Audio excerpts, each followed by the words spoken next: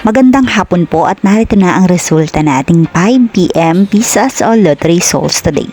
Ngayong araw na Martes, March 31, 2026. At para po sa draw natin ngayon ay ang 3D Lotto at ang 2D Lotto. At para po sa Lotto More updates, pasubscribe na lang din po ako sa aking channel at pahit na din ng notification bell.